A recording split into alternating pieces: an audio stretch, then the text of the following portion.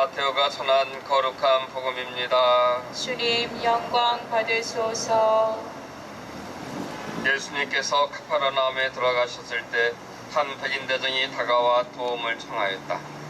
그가 이렇게 말하였다. 주님, 제 종이 중풍으로 집에 들어 누워 있는데 몹시 기로하고 있습니다. 예수님께서 내가 가서 그를 고쳐주마 하시자 백인 대장이 대답하였다. 주님, 저는 주님을 제 지붕 아래로 모실 자격이 없습니다. 그저 한 말씀만 해주십시오. 그러면 제 종이 나을 것입니다. 사실 저는 상간 밑에 있는 사람입니다만 제 밑으로도 군사들이 있어서 이 사람들로 가려면 가고 저 사람들로 오라면 옵니다. 또 제 노예대로 이것을 하라면 합니다. 이 말을 들으시고 예수님께서는 감탄하시며 당신을 따르는 이들에게 이르셨다. 내가 진실로 너희에게 말한다. 나는 이스라엘의 그 누구에게도 이런 믿음을 본 일이 없다. 내가 너희에게 말한다. 많은 사람이 동쪽과 서쪽에서 모여와 하늘나라에서 아브라함과 이삭과 야곱과 함께 잔치상에 자리 잡을 것이다. 주님의 말씀입니다. 그리스도님 참배합니다.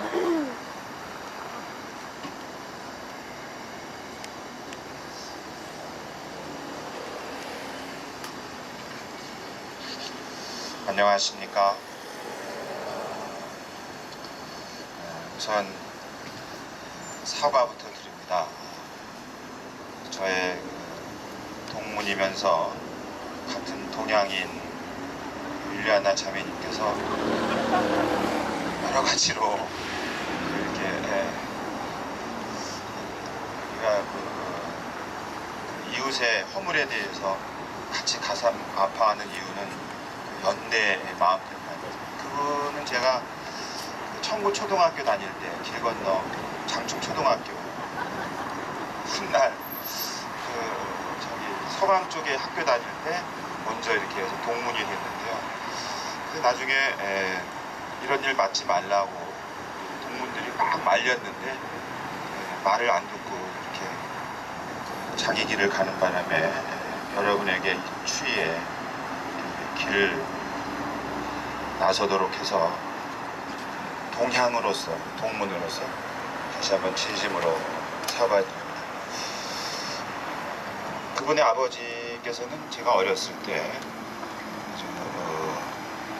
훌륭한 깨우침, 그러니까 네가 이 세상에 왜 태어났는지를 가르쳐 주셨습니다. 우리는 민족 중흥의 역사적 사명을 띠고 이 땅에 태어났다고 가르쳐가지고 저희 어머니도 모르는 사실을 그분이 제가 가슴 떨리게 몇십 년을 살아왔는데 어쩌다 이렇게 되었을까.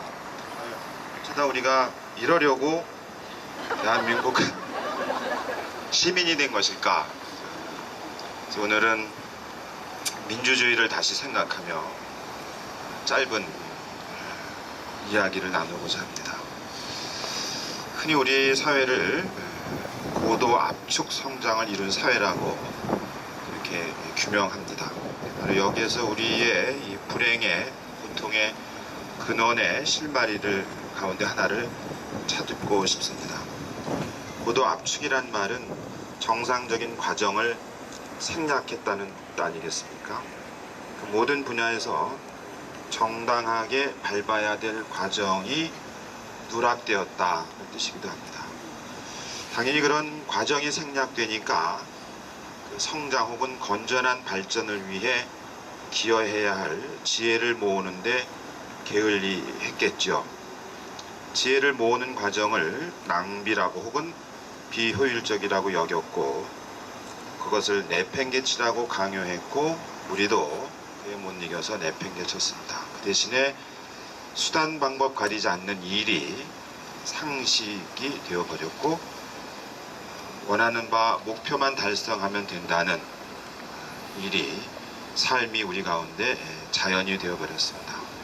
우리의 지난 수십 년의 민주주의도 마찬가지 길을 걸었다는 인상을 지울 수 없습니다.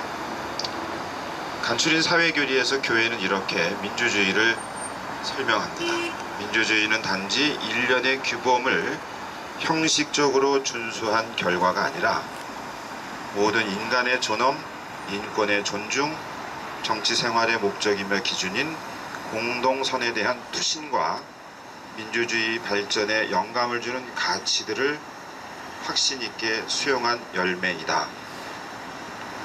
그런데 우리는 인간의 존엄, 인권, 그리고 공동선, 곧 사회정의라는 이 숭고한 가치를 그동안 망각했습니다. 경제성장으로 이런 숭고한 가치들은 저절로 실현되는 것이 아님을 우리는 미처 몰랐습니다. 예를 들어서 돈으로 사람의 품위를 아무렇지도 않게 훼손하는 일은 우리 사회의 일상입니다. 헬조선이니 금수저와 흙수저니 하는 말들은 돈으로 사람을 저울질하는 우리의 추한 자화상의 한 단면에 불과합니다. 모든 사람, 그리고 전인으로서의 한 사람의 귀함의 무게는 바닷물을 다 담아도 모자랄 정도로 절대적입니다. 시민의 의식과 건강한 신념뿐만 아니라 문화와 제도를 통해서 지속적으로 성장시켜야 할 정신적인 가치이며 숭고한 가치이기 때문입니다. 그 무엇으로도 이 인간의 존엄함과 공동선을 대신할 수 없다는 믿음과 확신이 분명하고도 그리고 구체적으로 이 땅에 자리 잡아야 마땅했습니다. 이를 우리 교회는 사회의 정의로운 질서 혹은 인간 존엄함 증진을 통한 공동선의 실현이라고 말합니다. 물론 이는 모든 시민의 책임이기도 하지만 정치 생활의 책임, 정치 공동체의 책임, 국가의 책임입니다. 국가가 존재하는 이유는 여기에 있습니다. 얼마나 어려운 일이겠습니까? 해서 지난번에 이 땅을 다녀간 프란치스코 교종도 이 정치를 두고 고도의 사랑의 예술이라고까지 했던 것입니다. 그런데 그동안 우리의 정치는 그 숭고한 가치를 실현하기 위해 헌신하기보다는 오로지 권력의 정치만을 쫓았습니다. 수단에 불과한 그 권력이 그 자체로 목표가 되어버린 형국이고 그 권력을 손에 넣기 위해서는 수단 방법 가리지 않는 일쯤은 아무렇지도 않았습니다. 부정과 불법, 국정원의 선거 개입은 그닥 놀라운 일도 아닙니다. 그러니 겉으로는 허울뿐인 민주주의 시대를 보내고 있음에도 버젓이 왕이 군림하는 시대를 살고 있는 것입니다. 민주공화정 시대에 왕이 군림하는 세상, 정말로 어이가 없지만 현실이었습니다. 우린 가볍게 제왕적 대통령이라고 말하지만 심각한 우리의 정신분열 현상이고 그들은 이 정신분열 현상을 교묘히 이용하며 그에 기생하여 탐욕을 부풀려 왔습니다. 겉으로는 민국인데 실제로는 왕국인 세상을 그들은 즐겼습니다. 그것도 어이가 없는데 그 왕이 영으로 통치하는 법치가 아니라 개인들의 독단적 의사로 통치하니 스스로 법치주의를 훼손해도 아무렇지도 않았습니다. 우리 동문만 그런 것은 아니었고 전임 대통령도 그랬습니다. 왕국의 시대라 하더라도 용납할 수 없는 일이 이 민국의 시대에 버젓이 저질러졌으니 훗날 사가들은 이 시대의 우리를 어떻게 묘사할까 싶습니다. 그게 무서워 그들은 교과서를 임의로 바꾸고자 했던 것이 아닐까 짐작해 봅니다. 워낙 속이 깊으니 뜻을 알 리가 없습니다. 까도 새로운 것이 나오니 보통의 상식의 수준으로 이해 불과한 정도에 도달했고 드디어 이제는 다음에 무엇이 또 나올까 조마조마하게 그러나 흥미진진하게 그러나 슬프게도 기다리는 형국입니다. 게다가 이 개인들의 독단은 경제적 이익과 권력의 욕망과 결합하여 자기들끼리 폐쇄적 지배 집단을 형성하여 대물림하고 다수의 시민을 추운 주변인으로 내몰았습니다. 물론 그들은 불법적 수단을 동원할 수 있을 만큼 막강합니다. 재력을 갖췄고 권력을 갖췄으며 정보를 독점합니다. 이를 사회에서는 정치 권력, 경제 권력, 언론 권력, 그리고 검찰 권력이라고 이름하나 봅니다.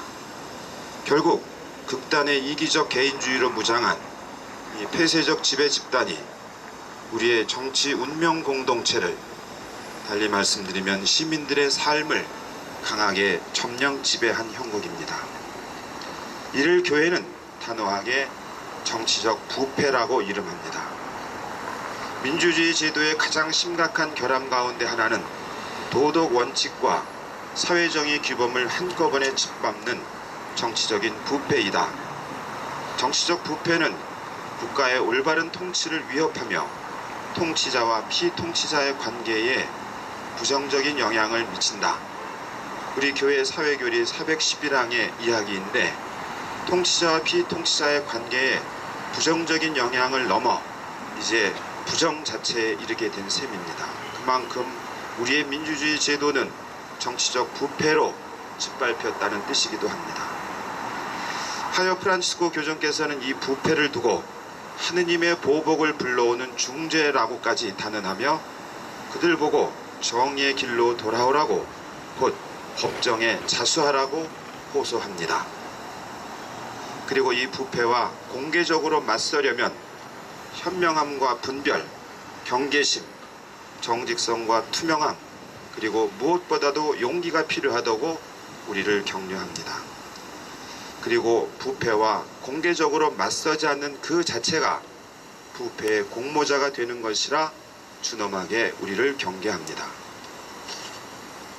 교정이 부패를 단죄하는 이유는 부패를 저지른 이들이 미워서가 아니라 그 부패가 보통 사람의 희망을 꺾고 그 사회 공동체 안에서 가장 약한 사람을 죽음으로 내몬다는 선량한 하느님 백성에 대한 사랑과 연민과 연대의식 때문입니다. 이 사회에서 가장 약한 사람 가운데 죽어간 사람이 어디 한두 명입니까?